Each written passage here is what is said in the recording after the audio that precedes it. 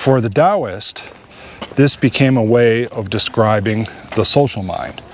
So the influence of society not on your clothing or skin or hair, but on your being.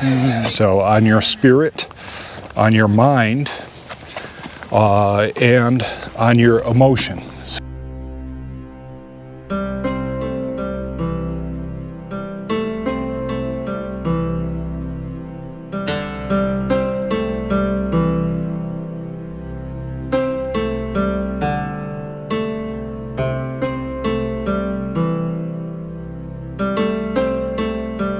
So we get some questions about social mind, Tao mind.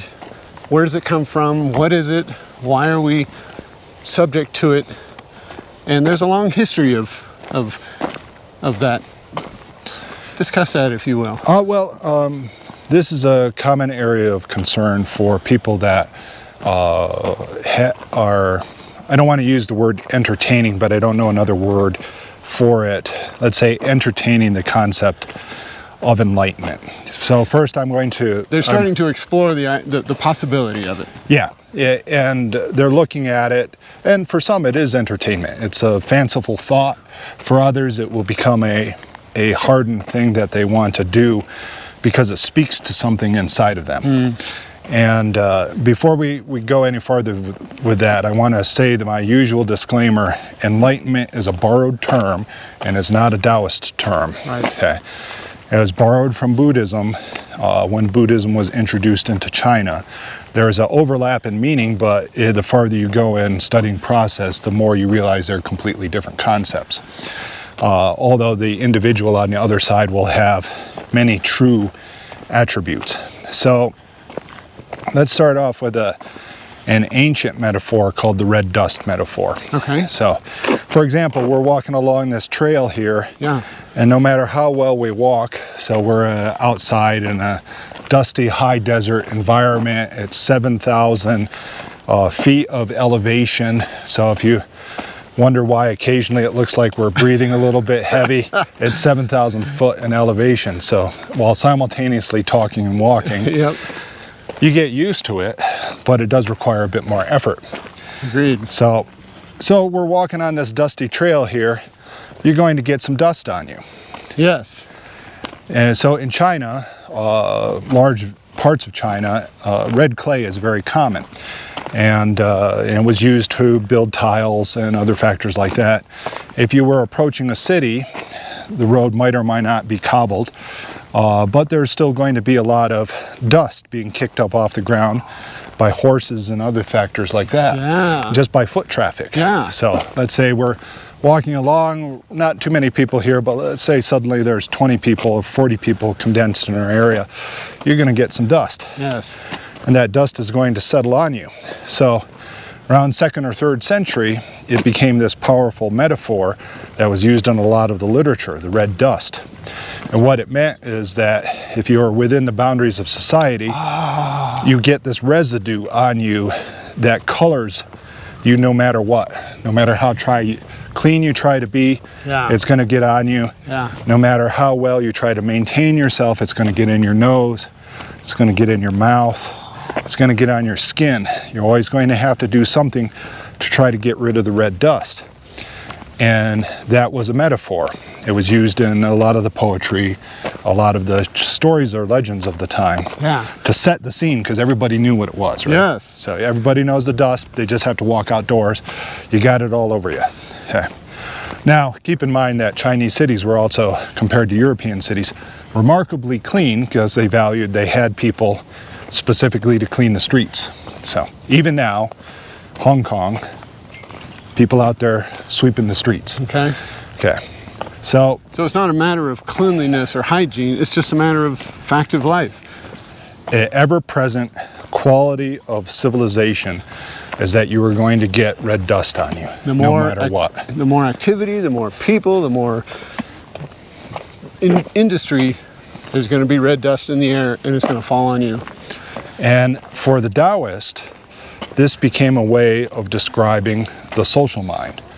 So the influence of society not on your clothing or skin or hair, but on your being.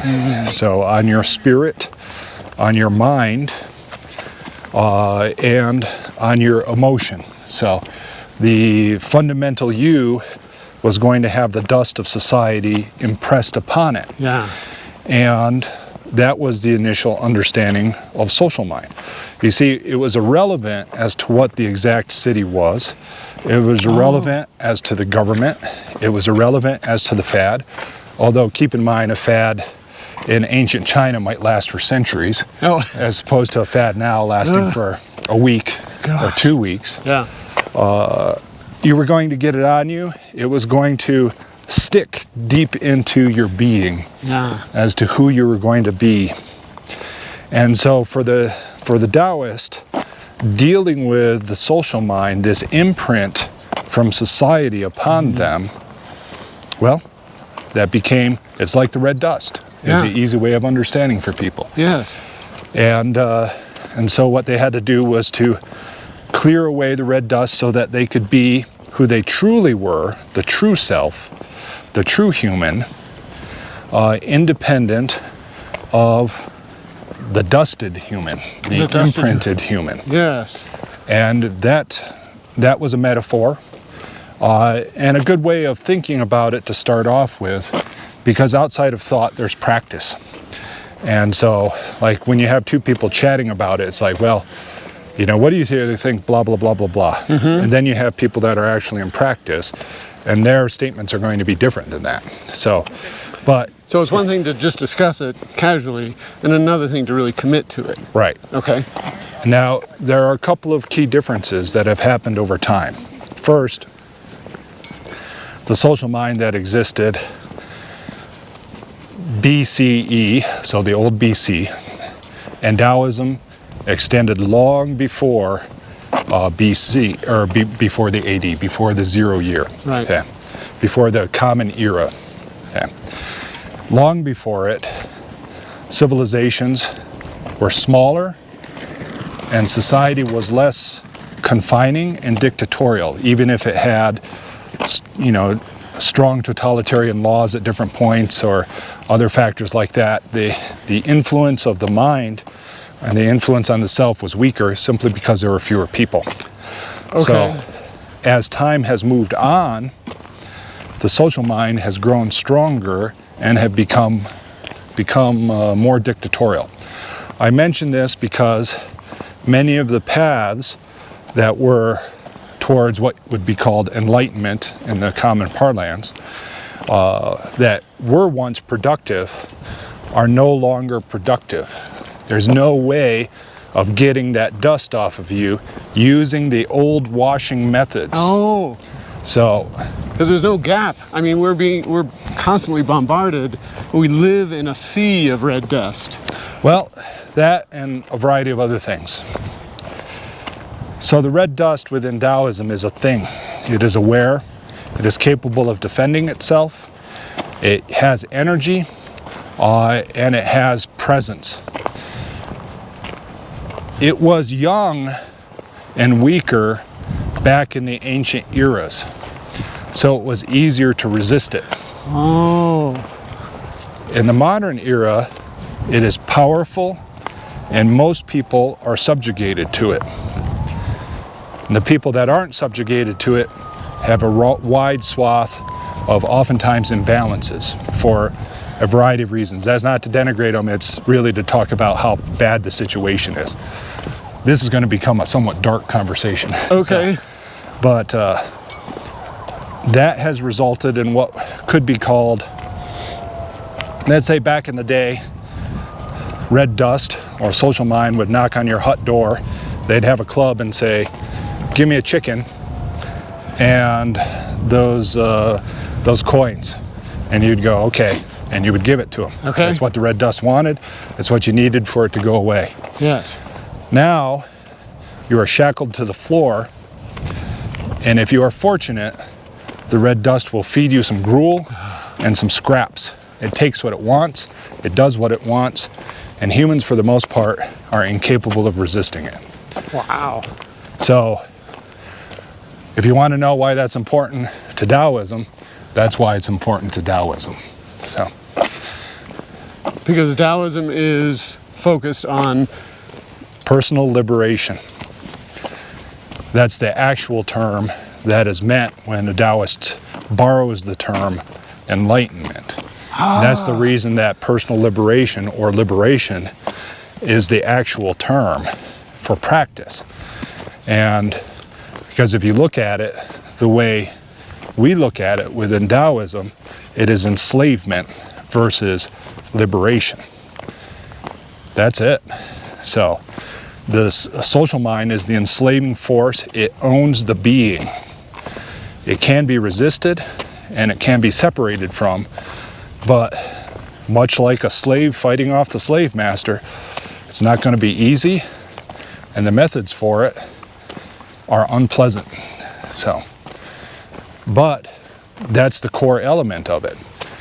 At one time, one could fancifully go, well, I'm just going to avoid the red dust. I'll move my hut. Oh, right. I'll go farther into the woods. Right. I'll blah, blah, blah. Now it doesn't matter where you live.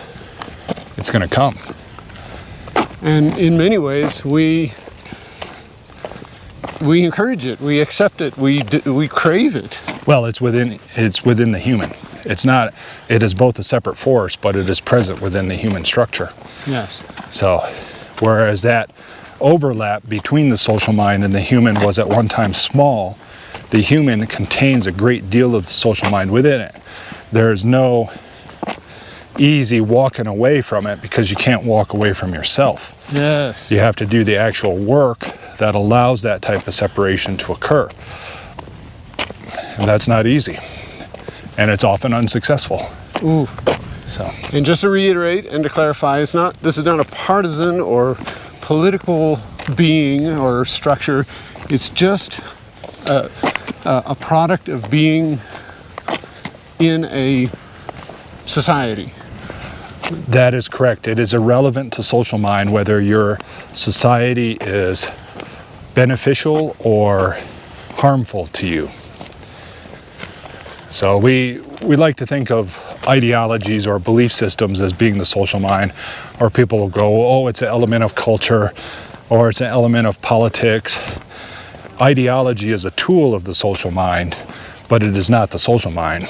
So, you know, an early interpretation among practitioners, so when a practitioner is moving up and developing thoughts about the social mind, they'll oftentimes go, well, you know,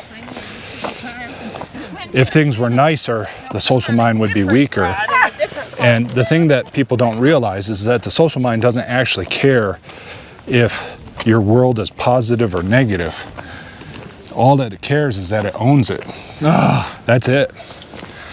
It could just as easily be positive. Yeah.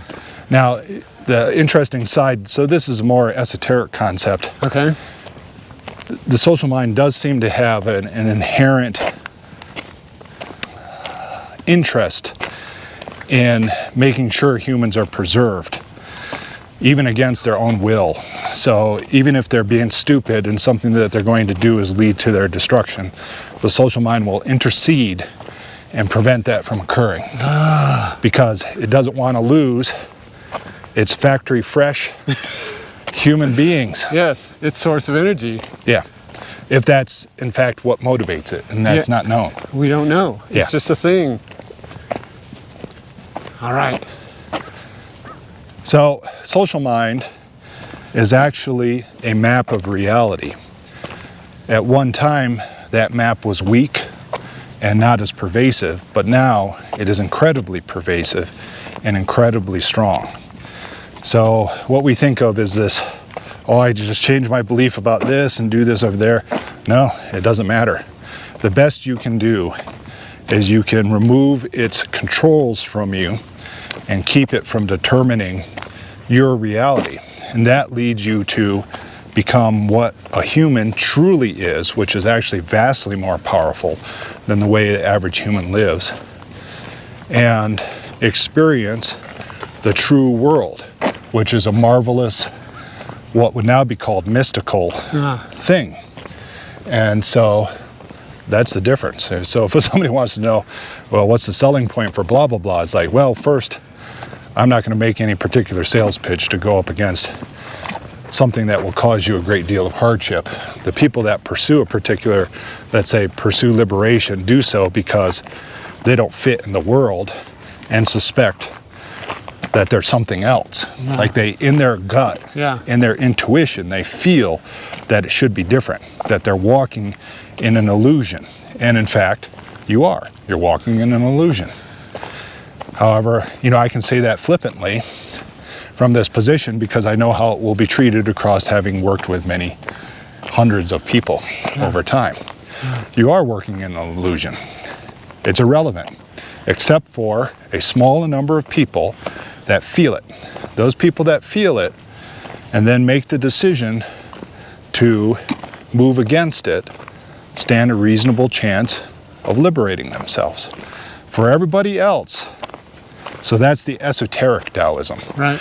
That is actually where Taoism used to start. It was not the goal of Taoism. You started by freeing yourself from the dust. And then that opened up the world of Taoism to you. It's changed over time, you know. Now it's the preeminent goal. And the fact is it is vastly more difficult. So perhaps it should be a preeminent goal.